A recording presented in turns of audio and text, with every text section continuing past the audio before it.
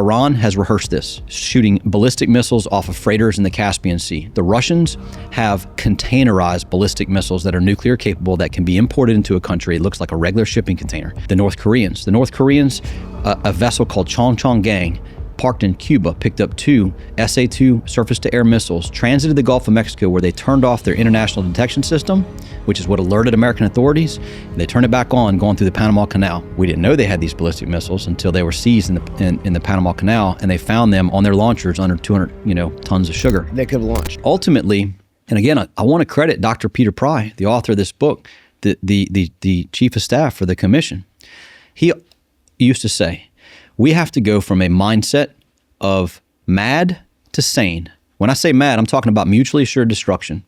Okay, the idea that if an adversary shoots a nuclear weapon at us, we're going to shoot it back, and we're both going to just nuke each other until the whole world is just a nuclear holocaust. We need to go from that concept to S.A.N.E, M.A.D to S.A.N.E. What's S.A.N.E? Strategic assured national existence. What does strategic assured national existence look like? It's 3 factors. You got to protect the people, you got to provide power for the people, and you got to prepare the people. Protection, what does that look like? Effective missile defense, ballistic missile defense. You've heard President Trump talk about making a, quote, Iron Dome for the United States. Mm-hmm. The fact that we don't have missile defense, early warning capability to the southern sector of our country is absolutely inexcusable, right? We should have both space-based missile defense, and we should have Aegis ashore. So those same Aegis destroyers that have missile detection and the capability to shoot down missiles that are deployed overseas can be placed right down the road from here in the Gulf Coast to take care of that, right? Protect the people, effective ballistic missile defense, a good nuclear deterrent, the restoration of the U.S. military, which I know we both share a desire to see that happen. That's the protection part, right? And I should also say part of that is getting rid of the 275,000 special interest aliens that could sabotage this grid. They have to go. That's right. I don't want to get off track of the grid, but you said something that's super important that I want to point out. The military-industrial complex, the warmongers and neocons in Washington, D.C., they tend to, on both sides of the aisle, by the way, Republicans and Democrats, they tend to be behind, pro-war global conflicts because that's where the money's at, right? But if these companies would focus on aligning with President Trump, there's more money to be made in restocking our surplus, building an Iron Dome, right? Like protecting our grid. That's right. Am I wrong? No, you're absolutely right. Dr. Pry used to say that. This is the defense industry of the future, protecting this critical infrastructure, providing for the ballistic missile defense here. And the other reality is, you and I both, and we think about as Marines, right? We think about targets, 5-meter targets, 15-meter targets, So when you look at Syria, that's like a 500-meter target for us. Mm. For Israel, that's like a 5 or 10-meter target. You let them take that target, right? You find the good allies that you have in other parts of the world, and you be a good ally. You be a good friend to them, right?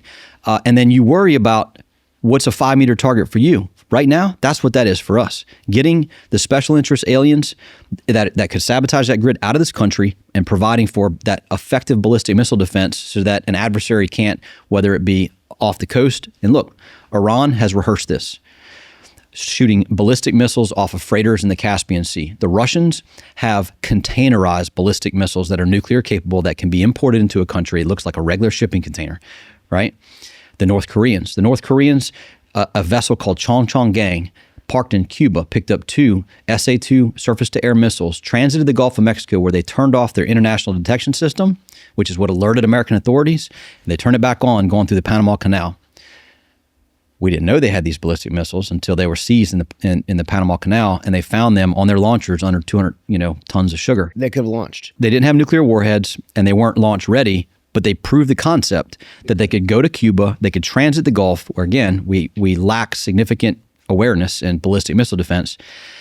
And if they had wanted to, they could, the Congressional Commission called it the Scud-in-a-Tub scenario. It's the feasibility studies. We do them all the time.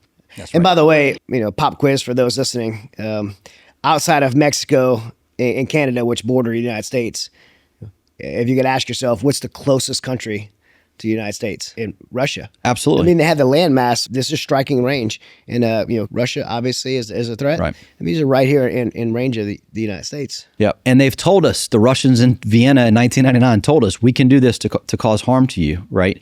And so this is, again, persistent in their doctrine. Mm-hmm. It's persistent in their capabilities. And when you rehearse something, that means you intend to use it if you need to.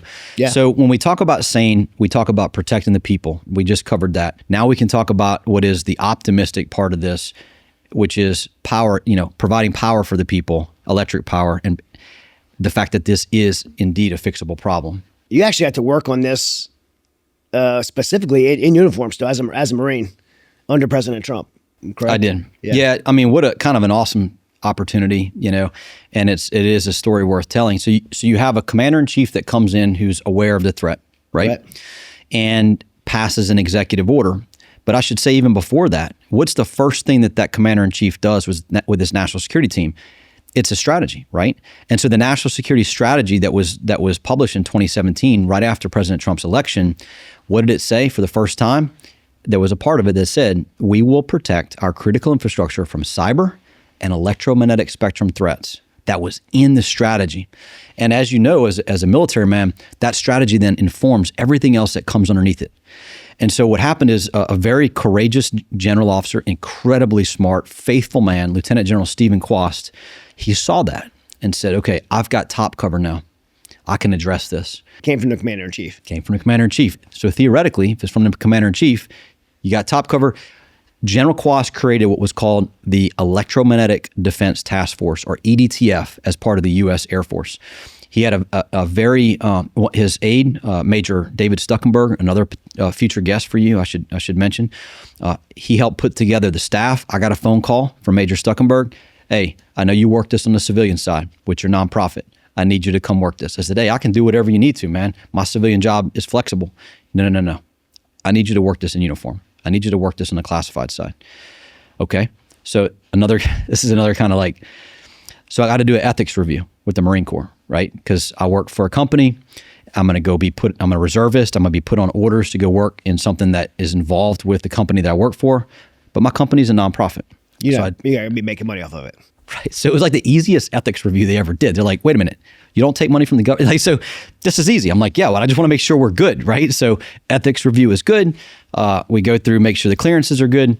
And then I had the opportunity to do that as, I think, the only Marine as part of that task force. Air Force task force? It was actually, it invited hundreds of members from the U.S. government from multiple agencies, from the intelligence community to Department of Energy, DOD, but it was led by U.S. Air Force Air Education Training Command, AETC. So you think about the training commands, the Marine Corps, TCOM, TRADOC, these different commands for education. General Quast was over that. So he made it as part of that education command. Okay. And so I was a staff member behind the scenes. I got to be a little careful about how I talk about the things that we did, because a lot of it was in the classified space. What I will tell you is this. I was deeply familiar with all of this, all these facts, right? All these reports from these commissions. I was blessed to be mentored by some of the smartest people in the country on this threat.